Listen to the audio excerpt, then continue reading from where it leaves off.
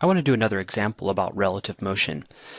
Relative motion allows the introduction to types of problems that a lot of students sort of haven't seen before. They're very unfamiliar, and that sometimes can throw them for a loop. But if you think about using relative motion and think about the basics of how to solve these types of problems, establishing your coordinate systems and how to relate the velocities, and just spend some time in the brainstorming phase, you can often figure them out. Often the math isn't so bad as much as the difficulty visualizing the original problem.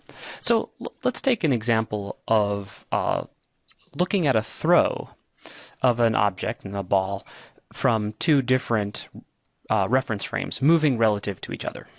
So we have Alice, again, is going to throw a ball. H, throw. We're going to throw a ball at a speed of 51 meters per second and 19 degrees above the horizontal. Above the horizontal. Okay. And so at the moment of the throw, Bob drives past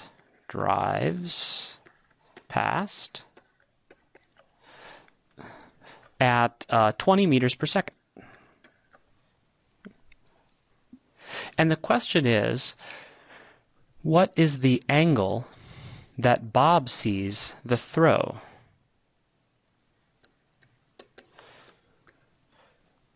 What angle does Bob see? So, all right. Let's take a look at this problem. So we have two reference frames here. We're going to have our Alice reference frame. And in our Alice reference frame, there's this throw that's this 19 degrees. We'll call this theta. Theta is equal to 19 degrees above the horizontal and has some speed v naught. And so I can, in fact, sort of identify, if I write out that vector, the velocity, and instead of this ball, we'll say it's a object v sub o. The object with respect to Alice is equal to the magnitude cosine of theta I hat plus the magnitude sine theta of j hat. This is all, since the angle theta is all measured in Alice's reference frame. Okay. So at the same time, so there's a, in that instant of the throw, there is a reference frame of Bob, and this reference frame is moving at 20 meters per second. So there's a velocity of Bob relative to Alice, which is equal to 20 meters per second I hat. Okay, and so this is all I know, and so I want to find the angle that Bob sees, and so what I really want to know is what is the velocity vector of the object as seen in Bob's reference frame. And so, well, Bob's reference frame is moving relative to Alice, and so I might sort of go back to how I wrote these before. The velocity of the object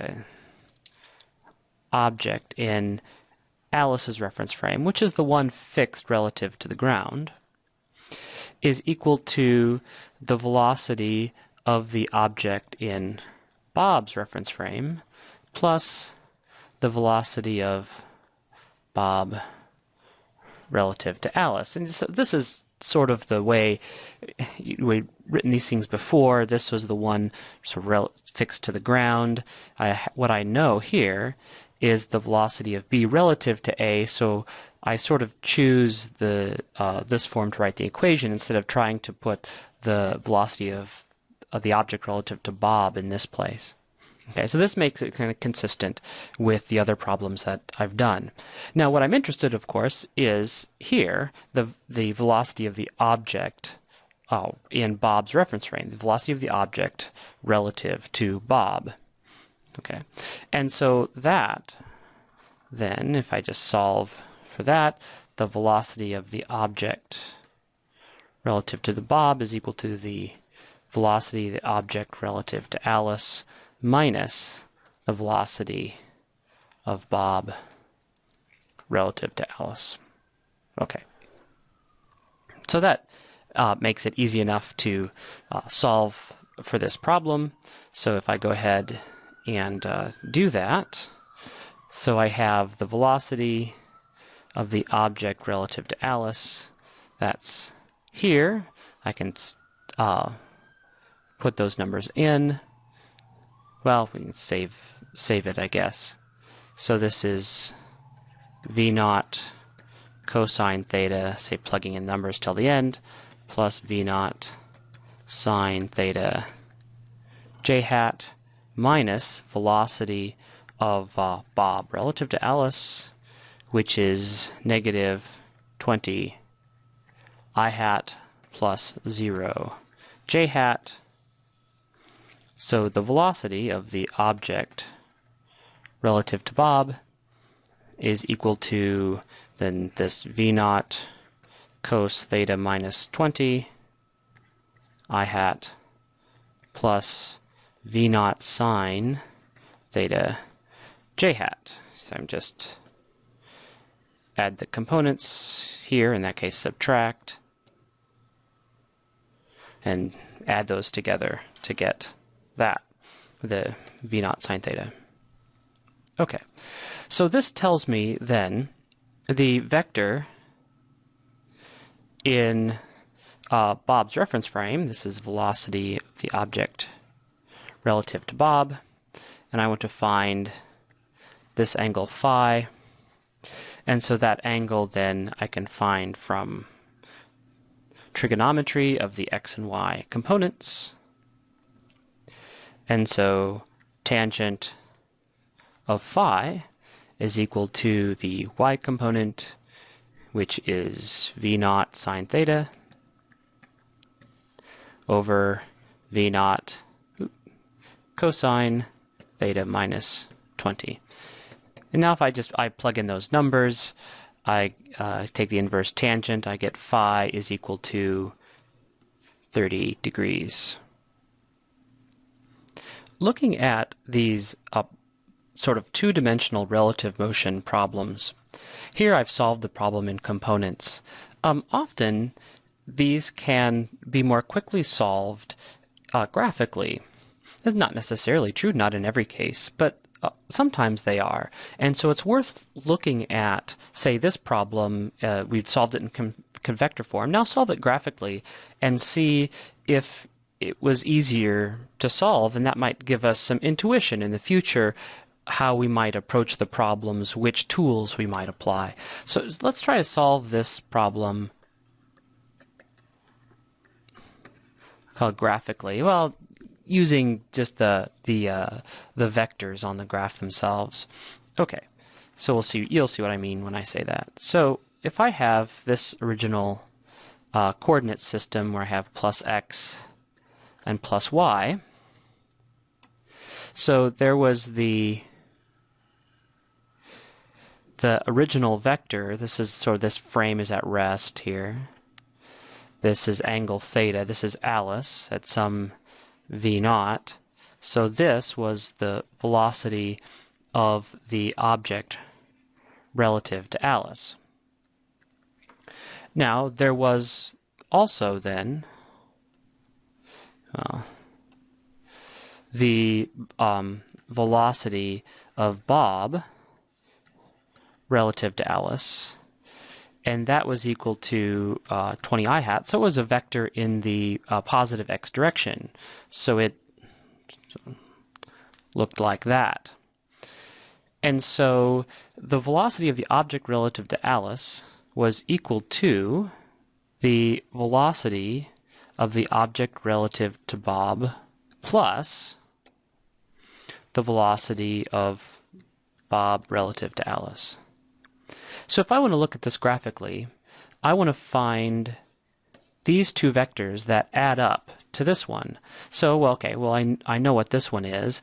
So if this, I'm going to add these graphically, I can translate this velocity of Bob relative to Alice up onto my coordinate system. It's pointing in the x direction, and I want it to end at the head of this vector so that they're going to sum together. And now what I'm interested in is solving for this vector, which is going to be the first vector in this sum that gives me our final vector. And so the question is solving this problem graphically now easier than using components?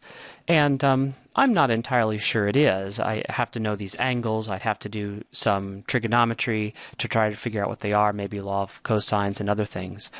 And so I'm not sure just trying to solve it using our basic trig rules would be particularly faster.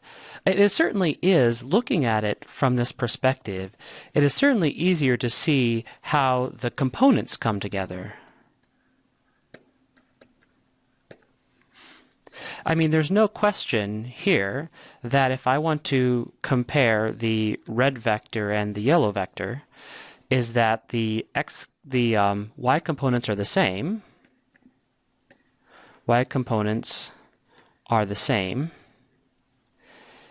and the sort of the object relative to Bob x component is equal to the velocity of the object relative to A x component minus the magnitude of that vector, which is 20.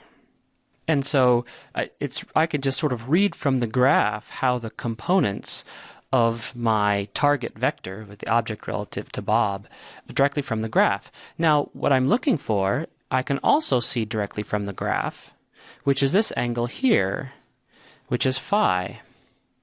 And since I know that that tangent of that angle is the y component divided by the x component, I can see from the graph that the tangent of the angle that I'm looking for is equal to the y component, which is the same as the y component for A, v naught sine theta, divided by the y component for the object analysis frame, the x component, sorry, cos theta minus the relative velocity, which is 20.